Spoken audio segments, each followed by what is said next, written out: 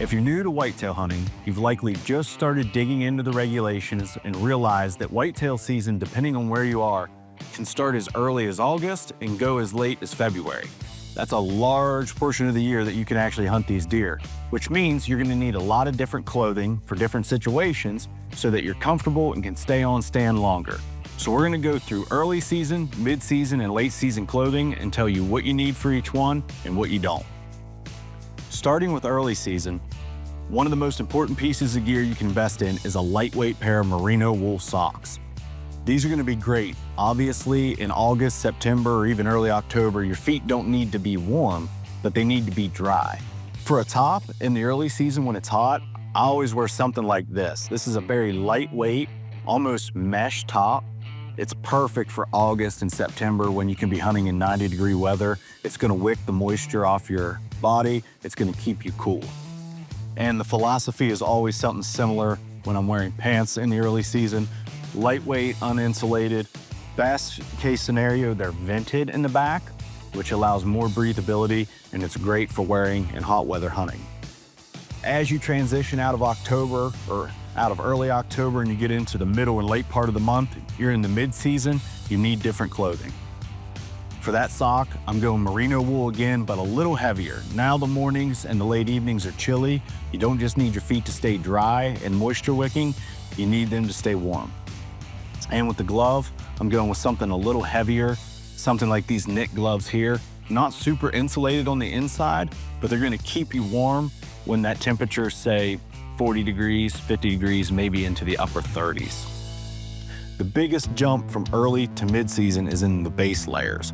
We add a light to mid-weight merino base layer in the mid-season. We do this for the top and on the bottom. The reason we do that is because, like I mentioned earlier, it's cooler now in the mornings and evenings, so you need to build a foundation to layer upon. And merino wool, especially light to mid-weight, is perfect for this time of year. For my outer layer, and you usually can get away with it with just one layer on top of this, unless you have a really rare cold snap, I like something that is a quarter zip like this one, and it's insulated on the inside. This is fleece. This kind of material is gonna help hold that heat in. It's gonna keep you warm. And unless, like I said, you get a rare cold snap, you won't need an outer layer up top during the mid-season. And for the pants, I'm definitely going something heavier than the early season.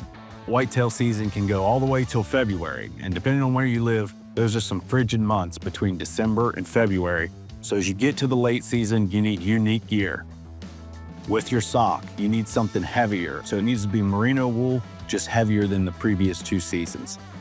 And the gloves, if you're in the far north, the upper Midwest, where there's some big whitetails, something like this is gonna be your best friend. It's gonna keep you warm, you're gonna be able to stay on stand longer. And for my base layers, I got a matching top and bottom for the late season. These are gonna keep you warm when it's under 20 degrees and potentially sub-zero. After your late season base layers are on, take those clothes, the outer layers from the mid-season, and put on over your late season base layers. That's this top and very basic insulated pants. That's a good layering system, but we need to take it one step further because it's so cold. For an outer layer in the late season, I'm looking at this, a puffy jacket. This is the most bang for your buck that you can get when you're picking out hunting clothing. Extremely lightweight, extremely packable, but more than anything else, it's very, very warm. And to round it out in the late season, rather than just a pant, I'm going with a bib. The reason I'm going with bibs in the late season is because normally a pant would stop here, but these bibs extend all the way up into your midsection. What that does is that seals off your waist, where a lot of heat tends to escape because your pants and your tops meet there. With that sealed off, this is a great outer layer. It's gonna keep you warm. It's gonna keep you dry if it's snowing as well. You're probably required to wear blaze orange at some point. Sometimes it's just a hat. Sometimes it's just a vest. But always read your regs so that you're legal and you're safe wearing your orange. So that's a season-by-season guide to what you need to wear when you're out whitetail hunting. And remember, season's long, you need to be prepared. If you're properly dressed, you'll stay on stand longer and you'll increase your chances of success.